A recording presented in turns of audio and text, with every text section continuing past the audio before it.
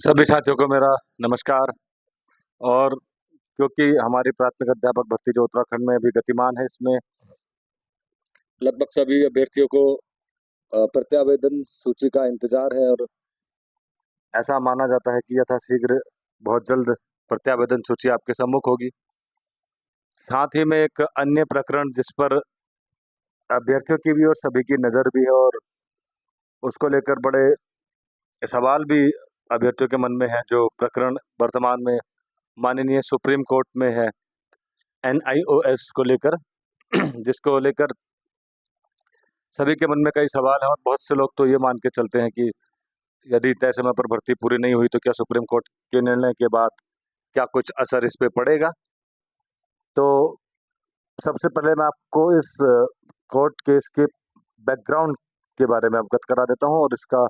जहाँ तक मेरा मानना है, इस भर्ती पर तो उतना व्यापक असर मुझे नहीं लगता कि पड़ेगा। फिर भी आपकी जानकारी के लिए सही मैं आपको इस प्रकरण के संबंध में बता देता हूँ कि ये प्रकरण तब हुआ जब लगभग 4 राज्यों के हाई कोर्ट ने NIOS DLED को प्राथमिक अध्यापक भर्ती के लिए वैलिड माना था। खासतौर पर उन प्रत्येक राज्य में जो भर्ती प्रक्रिया थी वो एक परीक्षा के माध्यम से हुआ करती थी और उस परीक्षा के माध्यम में सभी डाइट DLED, अन्य राज्य DLED, उत्तराखंड की बात नहीं कर रहा हूँ, उन राज्यों की बात कर रहा हूँ, साथ में BEd अभ्यर्थी सभी का एक सम्मिलित एग्जाम परीक्षा हुआ करती थी और उस परीक्षा में मेरिट के आधार पर चयन किया जाता था। किंतु रेगुलर DLED और NIOS DLED ने मिलकर प्राथमिक अध्यापक भर्ती में BEd यानी रीट एग्जाम में राजस्थान के इसका अपोज किया था कि NCT की इस गाइडलाइन के मुताबिक प्राथमिक अध्यापक भर्ती के लिए BEd DLED के बाद की चॉइस है, ना कि वो उसके समकक्ष है जो एक ही परीक्षा में इन सबको एक साथ बैठा दिया जाए। इससे उनकी वरीयता स्वतः ही समाप्त हो जाती है, जिसके संबंध में माननीय सुप्रीम कोर्ट के द्वारा BEd को प्राथमिक अध्यापक भर्ती से बाहर कर दिया गया। अब चूंकि मसला उत्तराखंड का था, उत्तराखंड का मसला इसके ठीक अपोजिट था। उत्तराखंड में पर्याप्त मात्रा में DLED उपलब्ध थे ही नहीं और ये बात पहले से ही राज्य सरकार ने एक नोटिस के माध्यम से NCT को बताई गई थी कि यहाँ हम DLED अभ्यर्थी पूर्ण होने के उपरांत BEd अभ्यर्थियों को लेंगे, क्योंकि यहाँ DLED के लिए पर्याप्त सीटें यानी पर्याप्त जो रिक्त पद हैं अवेलेबल हैं और हमारे पास उतने अभ्यर्थी मौजूद नहीं है। किंतु NIOS DLED अभ्यर्थियों के बीच में सम्मिलित होने से जो मेरिट थी वो प्रभावित होने वाली थी। अब चूंकि उत्तराखंड का पैरामीटर एक कंपटीशन के माध्यम से था, आमतौर पर सभी लोग इसको स्वीकार करें या ना करें, लेकिन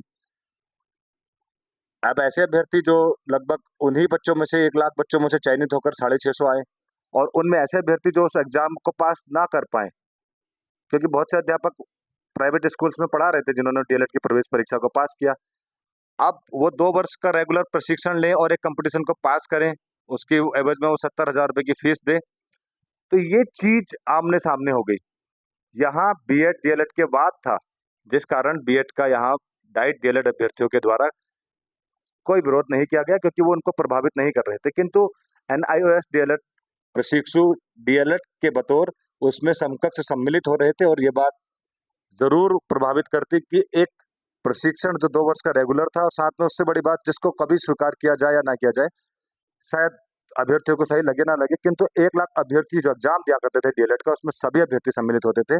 चाहे वो प्राइवेट स्कूल्स में पढ़ा रहे हो रेगुलर को। जब जिसने एग्जाम निकाला उसको 2 वर्ष का लगातार रेगुलर प्रशिक्षण लेना पड़ा। तो विशेष तौर पर यह कहानी जब सम्मुख आई तो NIOS DLED के खिलाफ BEd और डाइट DLED के ही अभ्यर्थी माननीय हाईकोर्ट में भी पहुंच गए। अब चूंकि भर्ती गतिमान थी और तत्कालीन नियमावली में NIOS के लिए विशेष उल्लेख नहीं था, हालांकि अभ्यर्थियों का यह मानना था NIOS के कि 2 वर्षीय डिप्लोमा NCT से मान्यता प्राप्त है, तो वो स्वतः ही इस नियमावली का हिस्सा है, किंतु सरकार द्वारा उनको सम्मिलित नहीं किया गया। प्रथम दृष्टया उनको सम्मिलित करने के लिए पत्र भी जारी हुआ, किंतु बाद में परिस्थितियों को देखते हुए NIOS DLED अभ्यर्थियों को इसमें सम्मिलित नहीं किया गया, क्योंकि नियमावली में इसके लिए उनका मानना था कि विशेष उल्लेख नहीं किया गया है। जब मामला हाईकोर्ट में गया तब तक भर्ती प्रक्रिया कंटिन्यू चलती रही, गतिमान रही। अब जब भर्ती प्रक्रिया लगभग 70% पूर्ण हो गई, जब BEd अभ्यर्थी भी इस भर्ती प्रक्रिया में सम्मिलित हो गए, ऐसे टाइम पर हाईकोर्ट के द्वारा यह कह दिया गया कि NIOS DLED इस भर्ती के लिए वैलिड है। किंतु भर्ती प्रक्रिया पूर्ण हो गई थी, तब यह बात भी अखबारों में हमने पढ़ी थी कि इस भर्ती को बिना प्रभावित किए हम एनआईएस डीएलएड अभ्यर्थियों को अपनी नियमावली में शामिल कर लेंगे, किंतु अगली भर्ती से उनको शामिल किया जाएगा। परंतु एनआईएस डीएलएड के द्वारा इसी भर्ती में सम्मिलित करने की ही मांग की गई थी, जो 2021 में आई थी, क्योंकि उनके तरफ से जो प्रमुख अभ्यर्थी इस मूवमेंट को चला रहे थे, उनकी उम्र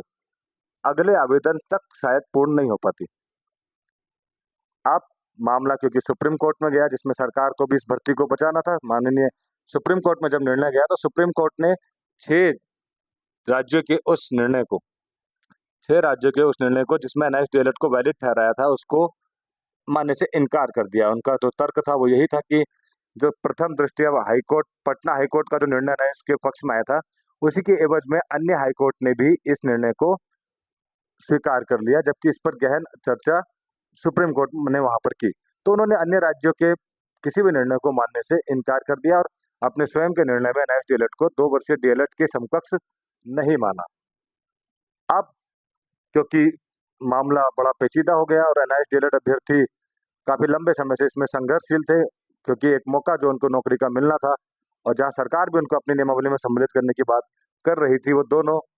हाथ से जा चुके थे। उनके द्वारा लगातार इसमें प्रयास किया जा रहा था कि इसमें एनआईएस डीएलएड के लिए रिव्यू पिटीशन तैयार की जाए, अन्य कई स्रोत उनके माध्यम से खोजे भी जा रहे थे, किंतु अंत में एक लंबे संघर्ष के बाद, लंबे समय के बाद एनआईएस डीएलएड अभ्यर्थियों को वर्तमान में जो समय खबर मिली या सुनने को मिला कि माननीय सुप्रीम कोर्ट में उनके रिव्यू पिटीशंस को एक्सेप्ट कर लिया गया। आमतौर पर इसको मैं उनकी जीत ही कहूंगा, क्योंकि रिव्यू पिटीशंस उतनी आसानी से एक्सेप्ट नहीं होते और इसमें एक और बड़ी बात है कि इतनी आसानी से सुप्रीम कोर्ट के निर्णय भी नहीं बदले जाते। हालांकि माननीय जब सुप्रीम कोर्ट में जब मामले होते हैं तो उस पर टिप्पणी करना उचित है भी नहीं। अब क्योंकि ये पूर्व निर्णयों की मैं बात कर रहा हूँ कि रिव्यू पिटीशन इतनी आसानी से एक्सेप्ट होती नहीं है, किंतु उनके द्वारा जो प्रयास किया गया उसके माध्यम से ये जानकारी मिली कि इस पर अब सुनवाई होने वाली है। हालांकि तथ्यों को सही से रखा जाएगा, जो भी बात होगी, किंतु ये जो रिव्यू पिटीशन है ये 2021 वाली भर्ती के लिए लगाया गया था, जिसमें सम्मिलित होने की प्रक्रिया वहां पर रखी गई थी। अब चूंकि उत्तराखंड में वो भर्ती समाप्त हो गई है और उसके उपरांत नई भर्ती भी आरंभ हो गई है, तो जहां तक मेरा विचार है, एनआईएस अभ्यर्थी यदि इस मामले में जीत भी जाते हैं, हालांकि मैं कहता हूं कि श्योरिटी नहीं है, क्योंकि माननीय जब सुप्रीम कोर्ट का निर्णय है तो उस पर हम चर्चा करने से बेहतर है कि हम यही मान के चले, यदि वो जीतते हैं, इन केस मेरा मानना है कि इसके चांस कम होते हैं, किंतु फिर भी यदि वो जीतते हैं, अब चूंकि वो भर्ती समाप्त हो गई है, तो नई भर्ती से ही उनको आवेदन में सम्मिलित किया जाएगा, क्योंकि उत्तराखंड सरकार ने भी सुप्रीम कोर्ट के निर्णय के अधीन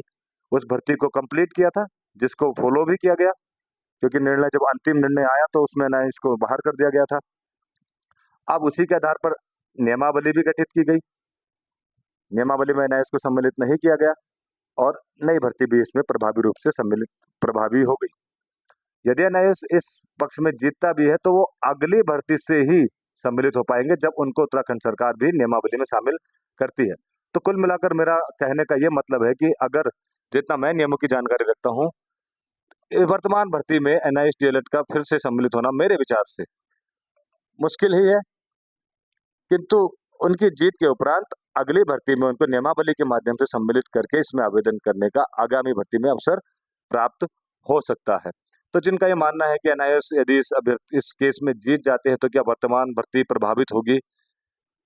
तो मुझे ऐसा प्रतीत नहीं होता है, क्योंकि ये पिछली भर्ती भी माननीय सुप्रीम कोर्ट के निर्णय के अधीन ही थी, अब तो वो समाप्त भी हो गई। उसको उसमें तो जो बचे कुचे बीएड अभ्यर्थी थे उनको भी सम्मिलित नहीं किया गया और अब आगामी भर्ती के संबंध में मामला आगामी भर्ती को प्रभावित करता है, लेकिन ये भी तय नहीं है कि क्या रिव्यू पिटीशंस के बाद एनआईएस अभ्यर्थियों की जीत होगी उसमें, या पूर्व निर्णय को ही लागू रखा जाएगा। यदि पूर्व निर्णय को ही लागू रखा चाहता है तो भर्ती इसी तरह से चलती रहेगी। हालांकि उनकी संख्या उत्तराखंड में जब पिछली बार आवेदन किया गया था तो लगभग जो टीईटी पास अभ्यर्थी थे अप्रोक्स 1100 या 1200 के आसपास थे।